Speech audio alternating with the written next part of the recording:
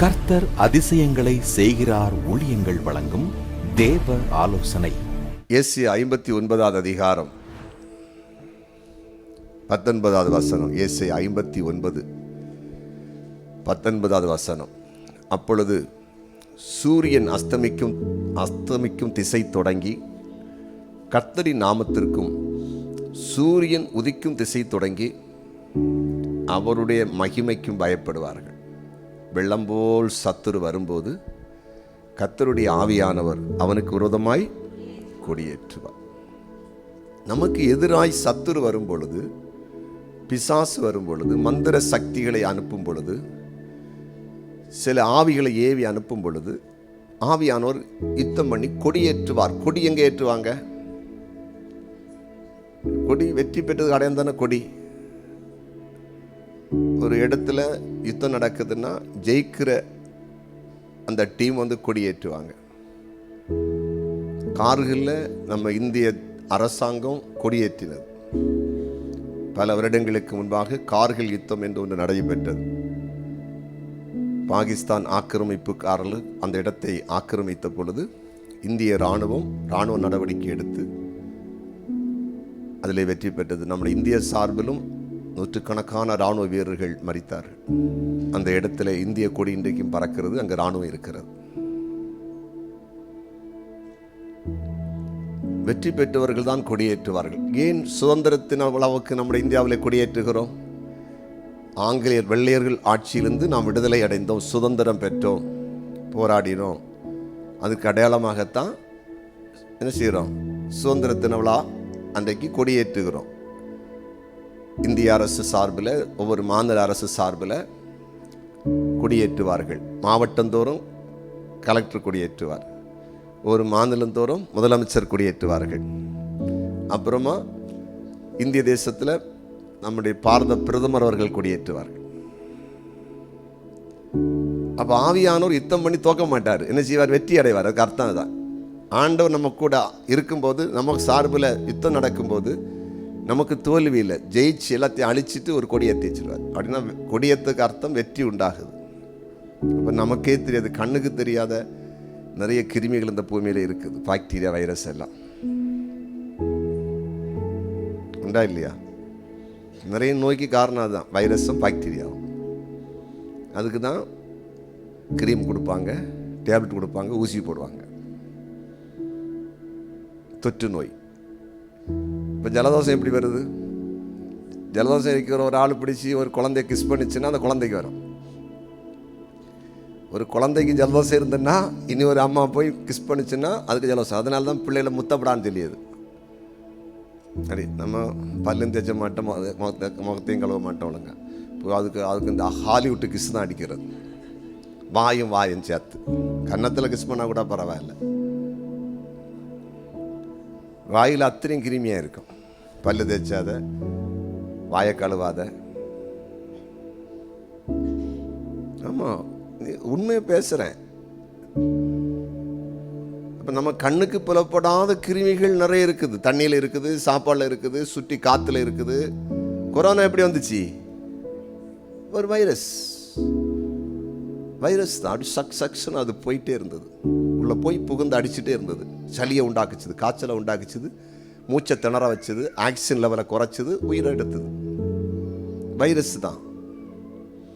நிறைய காய்ச்சல் நம்ம வைரல் ஃபீவர்னு சொல்கிறேன் இல்லை, வைரஸ் காய்ச்சல்னா அது அந்த சீசனுக்கு பரவுது. சில காய்ச்சல் ஒன்றும் செய்யாது போகும், அதான் வைரஸ் காய்ச்சல் ஒரு வைரஸுக்கு கிடையாது. எந்த காய்ச்சலும் சரி, டெங்காலும் சரி, புழு காய்ச்சலும் சரி, இதுக்கு ஒரு ஏதாவது ஒன்று வழியாக ஒரு கொசு வழியாட்டோ, ஈச்சி வழியாட்டோ, வழியாட்டோ, மூச்சு விடும்போதோ எப்படி அது பரவிட்டே இருக்கும்.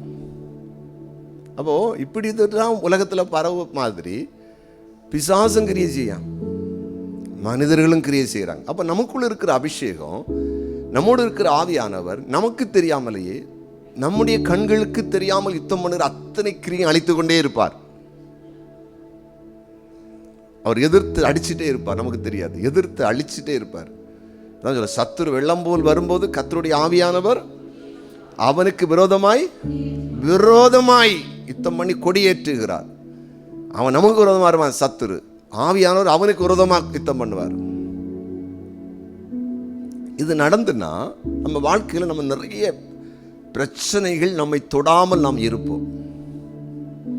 நமக்குள்ள இருக்கிற ஆவியானவராலே நம்முடைய ஆவியிலே, ஆத்மாவிலே, சரீரத்திலே, நம்முடைய வீட்டுக்குள்ளே, நம்முடைய குடும்பத்துக்குள்ளே தீய கிரியைகள் அதிகமாய் அணுகாமல் ஒரு ப்ரொடெக்ஷன், ஒரு பாதுகாப்பு இருக்கும். அந்த அபிஷேகத்தை நீ பெற்றுக்கொள்ள போகிறோம். சத்துருவை எதிர்க்கிற வெள்ளம் போல சத்துரு வரும்போது எதிர்த்து அழிக்கிற, கொடியேற்றுகிற, யுத்தம் பண்ணுகிற ஆவியானவர் ஆண்டு சொல்ல இருக்கிறார். நீங்கள் சும்மா இருப்பீர்கள். வாசிப்பாருங்க, யாத்திரம் 14வது அதிகாரம் 13-14 வசனத்தோட வாசிங்க. 13-14.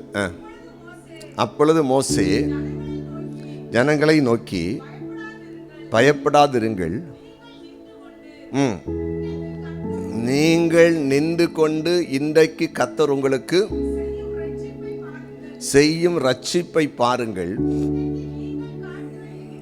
இன்றைக்கு நீங்கள் காண்கிற எகிப்தியரை இனி என்றைக்கும் காண மாட்டீர்கள். எப்படியா கர்த்தர் உங்களுக்காக யுத்தம் பண்ணுவார், நீங்கள் சும்மா இருப்பீர்கள் என்றான். பார்த்தீங்களா, இன்றையோட எகிப்தியன் கதையை முடிக்க போறார் ஆண்டவர். உங்களை அடிமைத்தனத்திலிருந்து விடமாட்டேன்னு சொன்னா வெளியே விட்டுட்டு பின்னும் ஃபாலோ பண்ணி வாரான் ரதத்தோட, குதிரையோட, இராணுவத்தோட. இன்னைக்கு ஆண்டவர் கதையை முடிப்பார், அவர் யுத்தம் பண்ணுவார், நீங்க சும்மா தான் இருப்பீங்க. இந்த எகிப்தியன் அழித்த யுத்தத்தில் அந்த அதிகாரத்தை எங்கள் வீட்டில் போய் இன்னும் தியானிச்சு பாருங்க. மனுஷனுடைய யுத்தமே கிடையாது, ஃபுல்லாக கர்த்தர் தான் பண்ணார், ஃபுல்லாக தேவன் தான் பண்ணினார். காற்று அடிக்க பண்ணது, செங்கடலை பிரித்தது, அதுக்கு முன்னால் தேவதூதன் நடுவில் வந்து நின்றது, எகிப்தின் சேனைக்கும் இஸ்ரேல் ஜனத்துக்கு நடுவாக வந்து நின்னது தொடாமல். அப்புறம் தண்ணியை நிற்கும்போது இவங்க நடந்து போகிறாங்க, அந்த தண்ணி குவியலாக இவங்களுக்கு பாதுகாப்பாக நின்னது.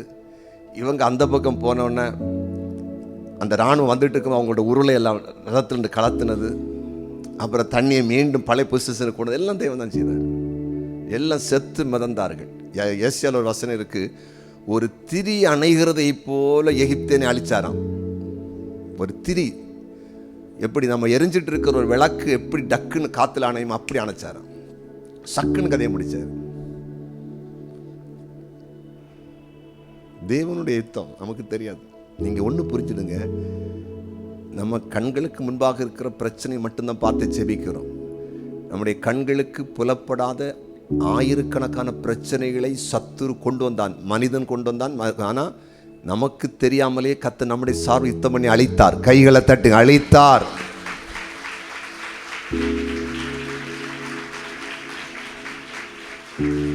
அதை நீங்க புரியணும். நம்ம பார்க்கறது இல்லை, நம்மளை பார்க்காமலே எத்தனை பேர் சத்திட்டம் போட்டான் தெரியுமா? எத்தனை பேர் உங்க பிள்ளைகளை அழிக்கிறதுக்கு, உங்களை அழிக்கிறதுக்கு பிளான் பண்ணான் தெரியுமா? சாத்தான் பிளான் பண்ணான். அந்த பிளானை கர்த்தர் பார்த்து எங்க உடைக்கணும் அவர் உடைச்சாரு. அந்த தெய்வத்தை மறக்க முடியுமாங்க?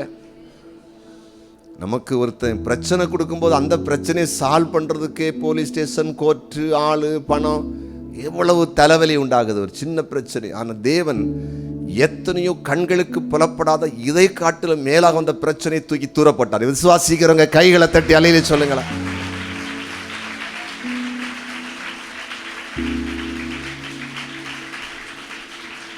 இப்போ அதை கொஞ்சம் வெளியரங்க ஆக்க போகிறார். இன்னைக்கு கொஞ்சம் வசனத்தை சொல்லி நான் கூட இருந்து அதை நான் செய்வேன் அப்படின்னு செய்யறார், செய்ய போறார். சத்துரு வெள்ளம் போல வரும் பொழுது கர்த்தருடைய ஆவியானவர் அவனுக்கு விரோதமாய் கொடியேற்றுவார். நீங்க 2 நாளாகும் 20 அதிகாரத்துக்கு போனீங்கன்னா ஆண்டவர் யோசபாத்து சொல்றாரு, இந்த யுத்தம் 2 நாளாகும் 20 அதிகாரம் 15 வசனம் வாசிங்க.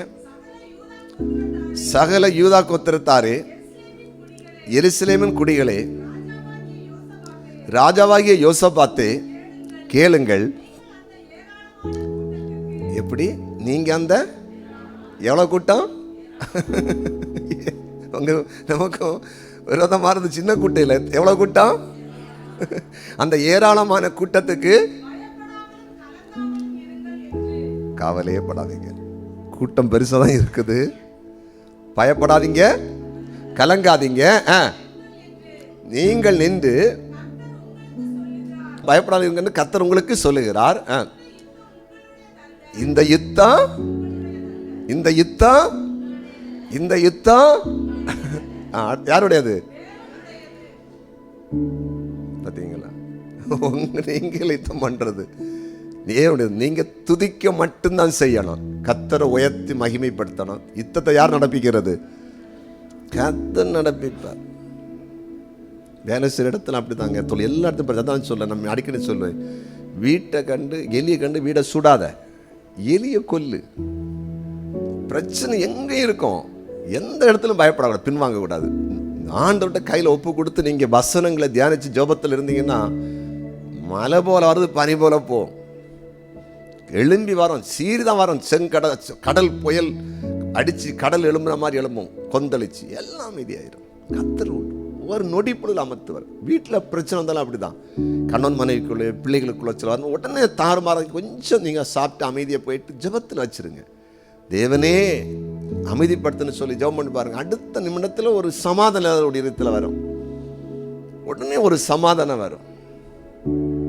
உடனே அங்கே ஒரு கிரியை நடப்பிக்கும். உடனே ஆவியான ஒரு கிரியை செய்வார். தேவ தூதர்கள் அனுப்பி கிரியை செய்வார். ஆண்டவர் கையை நீட்டுவார், கரத்தை நீட்டுவார், வல்லமையை ஊற்றிடுவார். நம்ம உடனே பயந்துரும். பயப்படக்கூடாது.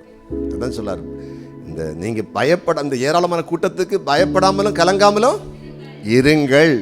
இந்த யுத்தம் உங்களுடையது, தேவனுடையது. தேவனுடையது. ஆண்டவர் சில நேரத்தில் யுத்தம் பண்ணார்னா என்ன நடக்கும் தெரியுமா? அப்போ இந்த பரிசுத்தன அபிஷேகம் நமக்கு தேவை.